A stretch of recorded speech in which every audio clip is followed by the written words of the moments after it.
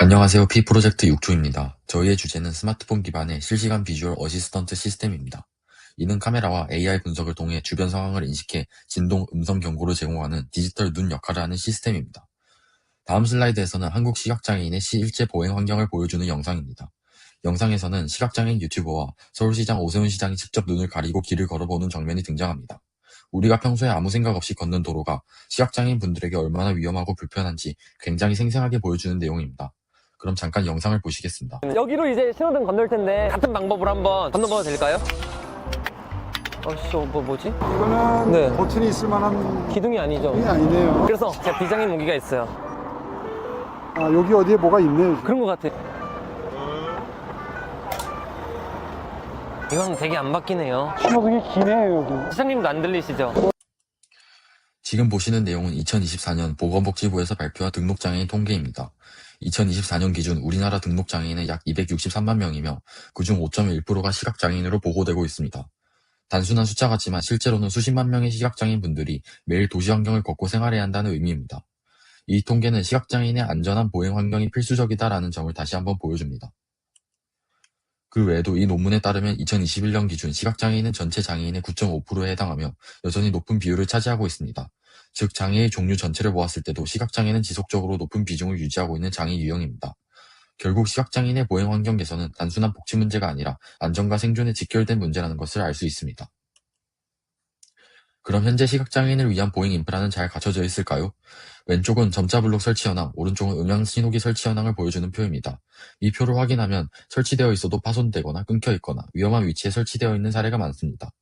또한 지역별 즉 인프라가 있다 없다의 문제가 아니라 품질조차 믿기 어렵다는 의미입니다. 그리고 그래프에 나와 있는 것과 같이 지역별 보행 인프라의 격차도 매우 큰 것을 확인할 수 있습니다. 이 통계는 시각장애인이 일상에서 겪고 있는 불편이 시스템적으로 해소되고 있지 않음을 보여줍니다. 또한 점자 블록이 중간에 끊겨 있거나 전봇대, 간판, 구조물과 겹쳐 있거나 오히려 보행을 방해하는 위치에 설치되는 경우가 많습니다. 음향 신호기는 고장, 배터리 문제, 위치 불량 등으로 실제로는 거의 활용되지 못하는 경우도 많습니다. 결국 전국 어디서든 시각장애인이 안심하고 걸어갈 수 있는 환경은 제대로 갖춰져 있지 않다는 결론이 나옵니다. 지금 보시는 슬라이드는 현재 시각장애인을 위해 제공되고 있는 보행 보조 장치들입니다. 왼쪽에 보이는 것은 우리가 흔히 볼 수 있는 음향 신호기입니다. 하지만 이 장치는 전국 횡단보도 중 약 34%에만 설치되어 있고 설치돼 있어도 고장, 배터리 문제, 오작동 등 실제 활용도가 낮습니다. 오른쪽에 있는 제품은 스마트 지팡이입니다. 장애물 감지 기능이 있지만 센서 오류, 배터리 소모 문제, 방수 미지원, 그리고 가격이 30만원 후반대로 매우 비싸다는 점이 단점입니다. 이처럼 기존 보조 장치들은 접근성도 낮고 유지 관리도 어렵고 무엇보다 일상에서 항상 안정적으로 사용하기 어렵다는 문제가 있습니다. 그래서 저희는 이런 장치들에 의존하지 않고 시각장애인이 이미 가지고 있는 스마트폰을 활용하자는 접근을 선택했습니다. 이 슬라이드가 저희 팀의 핵심 아이디어입니다.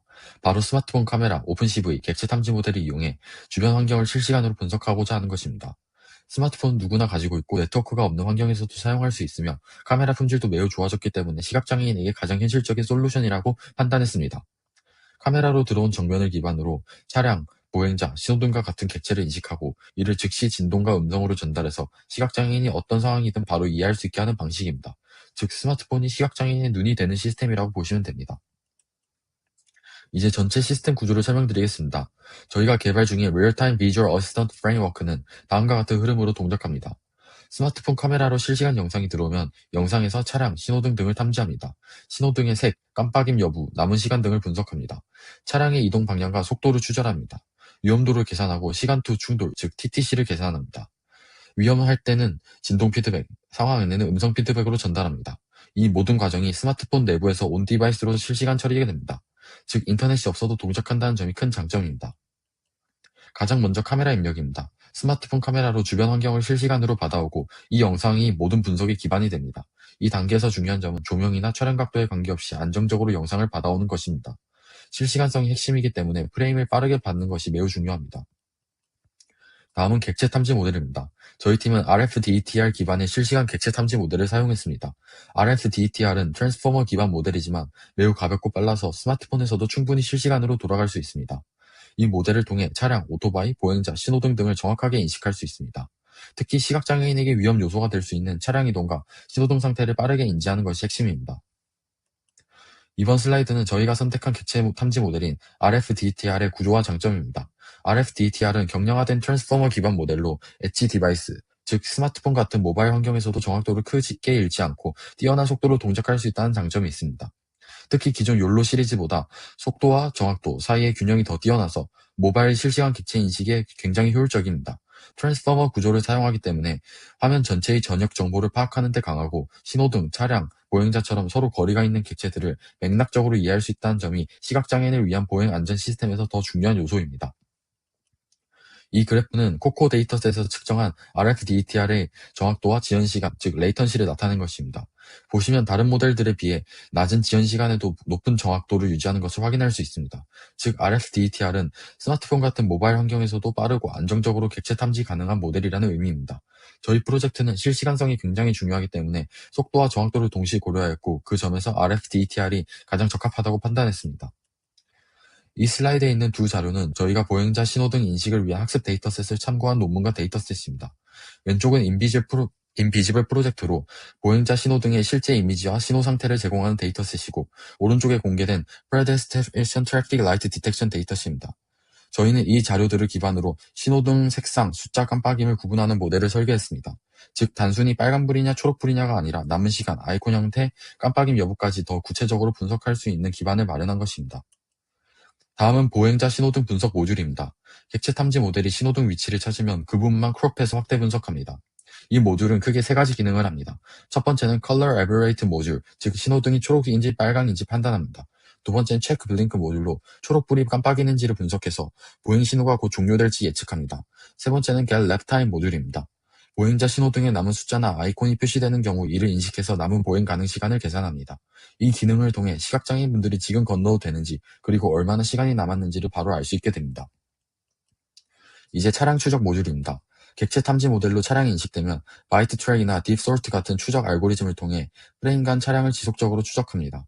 이 과정을 통해 차량의 이동 방향, 이동 속도, 진행 경로를 모두 추정할 수 있습니다. 즉 단순히 차량의 존재 여부를 넘어서 이 차량이 나에게 가까워지고 있는지 위험한 방향인지를 실제로 계산할 수 있습니다. 추적된 차량 정보는 Risk Evaluation 모듈로 전달됩니다. 이 모듈은 첫 번째 차와 보행자 사이의 상대거리, 두 번째 차량의 속도, 세 번째 TTC 즉 충돌까지 남은 시간을 계산합니다. 그리고 이 요소들을 결합해서 충돌 위험 점수를 만들어냅니다. 이 점수를 기반으로 위험이 높을 때는 강한 진동이나 긴급 음성 경고를 주고 위험이 낮을 때는 약한 진동이나 부드러운 안내를 제공합니다. 이 리스크 스코어링이 시각장애인에게 실제로 필요한 경고만 전달하도록 하는 핵심 역할을 합니다. 이제 마지막 단계인 경고 피드백 모듈입니다. 시각장애인에게 가장 직접적으로 전달되는 부분이기 때문에 굉장히 중요한 요소입니다. 먼저 오디오 피드백입니다. 이 모듈은 상황 인식 결과를 기반으로 지금 건너도 되는지, 곧 신호가 바뀌는지, 차량이 접근하는지 같은 정보를 문장 형태로 만들어서 음성으로 전달합니다. 예를 들어 보행 신호가 곧 종료됩니다. 차량이 가까워지고 있습니다. 같은 식으로 즉각적인 안내가 가능합니다. 두 번째는 진동 피드백입니다. 위험 정도에 따라 진동의 강도나 패턴을 다르게 전달해서 실제로 화면을 보지 않아도 상황으로 몸을 느낄 수 있게 합니다. 차량이 가까우면 강한 진동, 멀면 약한 진동처럼 위험도 기반 진동 매핑을 진행합니다. 즉, 이 시스템은 눈으로 보지 않아도 귀와 촉각만으로 상황을 바로 이해할 수 있게 돕는 구조입니다. 저희 팀이 이 시스템을 구현하기 위해 선택한 기술 스택은 다음과 같습니다. 우선 네이티브 안드로이드를 사용했습니다. 플러터 대신 네이티브를 선택한 이유는 실시간 처리에서 가장 중요한 FPS를 최대화하기 위해서입니다. 또한 진동이나 카메라처럼 하드웨어 레벨 접근이 네이티브에서 훨씬 안정적이기 때문입니다. 두 번째는 코어 엔진입니다. 오픈CV를 이용해 이미지 전처리를 빠르게 수행하고 ONNX 런타임을 통해 모바일 환경에서 최적화된 모델 추론을 구현했습니다. 마지막으로 멀티모달 I/O 구조입니다. 카메라는 시각, 진동은 촉각, 음성은 청각을 담당하면서 사용자에게 실시간으로 정보를 통합 제공하는 구조입니다. 즉, 이 세 가지 기술 선택을 통해 시각장애인에게 필요한 빠르고 안정적인 실시간 보행 보조 시스템을 구현할 수 있었습니다. 이 프로젝트가 가져올 기대 효과는 크게 세 가지입니다. 첫 번째는 Safe Navigation, 즉 안전보행입니다. 차량, 신호등, 위험 요소를 실시간으로 감지해서 시각장애인의 사고를 사전에 예방할 수 있습니다. 두 번째로는 Infrastructure Independent, 즉 인프라 의존성 제거입니다. 이 시스템은 스마트폰에 있으면 어디서든 작동하기 때문에 음량 신호기처럼 지역별 설치 편차 걱정이 없습니다.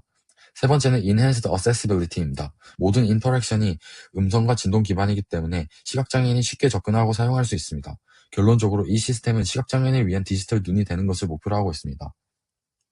마지막으로 저희 팀의 역할 분담입니다. 저희는 매주 정기적인 대면 미팅과 그 외의 비대면 회의를 통해 꾸준히 협업하고 있습니다. 각자 맡은 역할은 다음과 같습니다. 각자 역할은 나눠 있지만 실제 구현 단계에서 서로 긴밀하게 협업하며 개발을 진행하고 있습니다. 레퍼런스입니다.